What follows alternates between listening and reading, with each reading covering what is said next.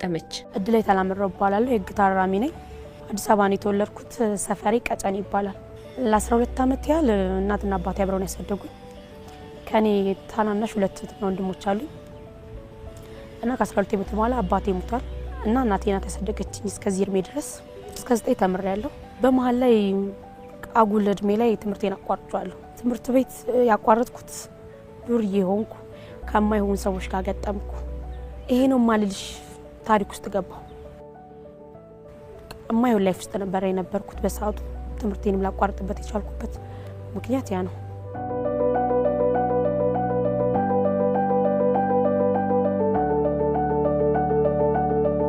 ቤተሰብ ለመርዳት አይደለም እዚህ ወንጀል ውስጥ የገባሁት እናቴ ማጣቀም ነበር እዚህ ወንጀል ውስጥ መሰማራቴ እሞታው ለሊት 9 ሰዓት ነበር በዛ ሳስወጣ ለእናቴ ሌላ ስራ እንደምሰራ ነው መናገራት እናት ናትና መቼም ትረዳለች ልጅ እዚህ ወንጀል ውስጥ ተገባለች ብላ ታስብ ቢያንስ ለ6 ወር ለ7 ወር ያህል እናቴ ሸውጃታለሁ ለሊት ነው የምወጣው የምገባው 2 ሰዓት 3 ሰዓት ነው ጠዋት ላይ ለሊት ወጥቼ በአጋጣሚ ክስተት እናቴ ከመኪና ጠባቂዎች ይሄን እንደምሰራ ሰማች ከዛ እናት ናት መቼም አዘነች እኔ ለመመለስ ብዙ ነገር አደረገች እኔ በዛ ሰዓት ላይ ገንዘቡ ስለሚያጓጓኝ ገንዘቡ ጠቅሞ ስለታየኝ ወንጀሉ ልተው አልቻልኩም የእናቴ ምክር መስማቴን ተው ወንጀል ማህበራዊ ክስተት ነው ግን ደግሞ የህግ በላይነት ከሁሉ በላይ ነው ማንንም በሰራ ወንጀል ህግ ፊት መቆሙ ግድ ነው እና ህግ ፊት ቀርበች 2015 8ኛው ወር ላይ በአጋጣሚ ለሊት 9 ሰዓት ነበር ወጣሁት ከዛ በዛው ወጣሁበት ሰዓት ነበር የቀረሁት ለ3 ቀን ያህል ቤተሰብ አያውቅም ነበር እንደታሰርኩ ያስጠላ ነበር የነበረው ሁኔታ ምናምን በ3ኛ ቀኑ በአጋጣሚ ፍርድ ቤት ሲቀርብ ነው ሰው አይቶኝ ለእናቴ ተነገራት እናቴ እንደነገርኩሽ 8 አመት 9 አመት ያህል ብቻዋን ያሳደገች የማይሆንና የማይሰራ ሰርታ ነው እናቴ ያሳደገች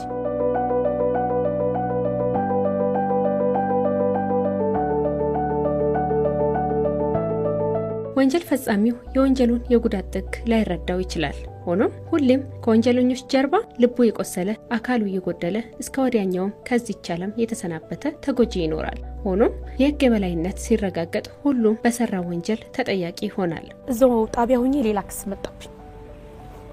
ክስ መጣብኝና በዛም ክስ በዚህም ክስ ቀርባለሁ የቀረብኩ ማረሚያ ቤት መጣለ በሁለት ወር ጣቢያ ቆይተን በ10ኛው ወር ማረሚያ ቤት መጣ ማረሚያ ቤት ከመጣሁ በኋላ እየተከታተልኩ ነበር መጀመሪያ አንደኛው ብይን ተሰጠኝ ኮልፌ ቀራኒዮ ነበር አንደኛው 4 አመት ከ5 ወር ብይን ሰጠኝ ከዛ ከጓደኞቼም ተነጥዬ እኔ ወደ ከቀጠሮ ክልል ወደ ፍርድኛ ክልል ወረድኩ ከነሱ መድነጠሉ ለኔ ይከፋኛል ከነሱ ተነጥሉ የኔ ክስ ብቻ መሆኑም እሱም ያምሻል መቼም እንደሰውኛ ከአባሪ ጋር መተሽ እዛ በቃ ማይሆን ነገር አደረኩ ራሴ ላይ ምናምን ብዙ ነገር ሞከርኩ በሰዓቱ ሰው ለሰው መድኃኒት ነው እዚህ ውስጥ እንደምታዩ አይደለም እቺ እዚህ ያለ ሰው በጣም ጥሩ ሰው ነው ከዛ ተፈርዶብኝ መጥቼ ያንኛው ደግሞ ብይን እየጠበቅኩ እየተከታተልኩ አሁን በቅርብ እንደነገርኩሽ ተበየነብኝ 14 አመት 18 አመት ከ5 ወር ሆነ አልተጣመረም ይግባኝ ይቀንስልኛል ብዬ አስቤ ነበር ይግባኝም ሳይቀንስ ቀረ ይጽናለ አለው ስራ ሰራለው እና ወንጀል አስከፊ መስሎ ይታየኝ ነበር በሳዛት ወንጀል በሚሰራበት ሰዓት እኔ ያልታሰሪ ዋጋ ከፍልበታለሁ ማረሚያ ቤትን አይበታለሁ ብዬ አስቤ አላቀም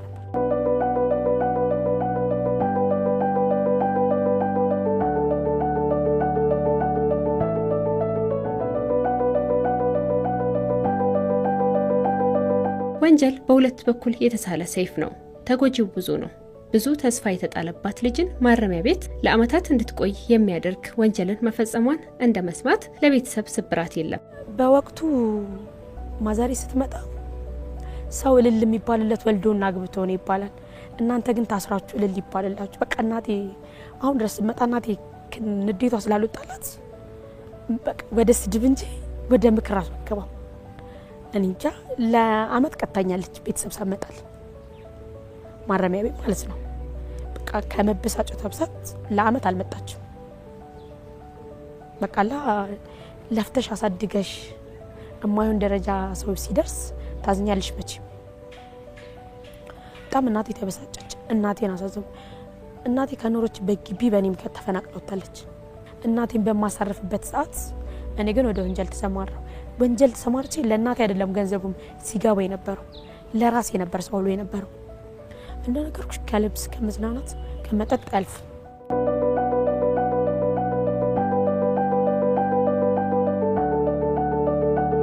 እንደማልኩሽ ስራ ዘራለሁ። ማህበራ ላይ ተደራጅቼ 1 አመት ሆኖኛል።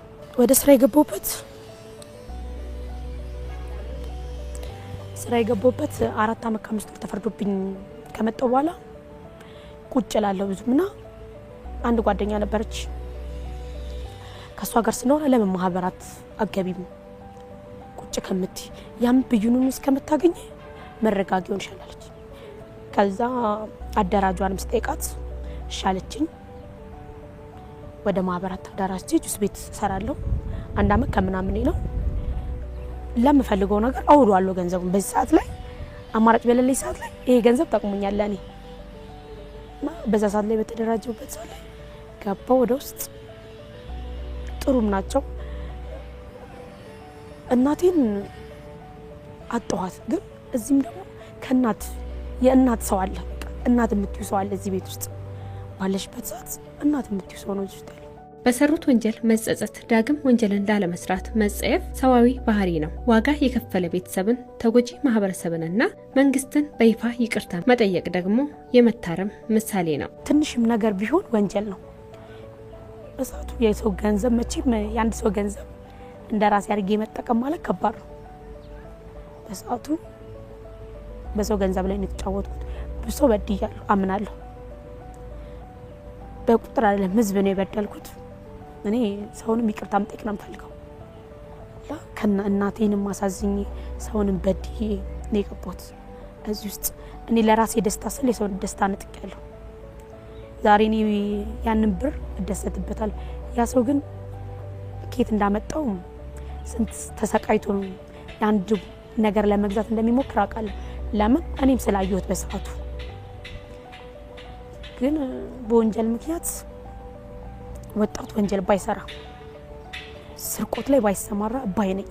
ወንጀል አስከፊ እንደሆነ እኔ ማረሚያ ቤት በመግባቴ ብዙ ነገር ያጥቻለሁ። እናቴን አጥቻለሁ። ያሰብኩትን አላማ ተሰናክሎብኛል። አላህ አግብቼ በሞለጂ ሰዓት ማረሚያ ቤት ነው ያለሁት እና ከምንም በላይ ቤተሰብ ማጣት ይካፋል። ለ1 አመት መቀጣት ማለት ከባድ ነው መቼም እናት እህት ወንድም ሳታይ እና ወንጀል አስከፊ ነው። ከብዙ ነገር ያሰናክልሻል።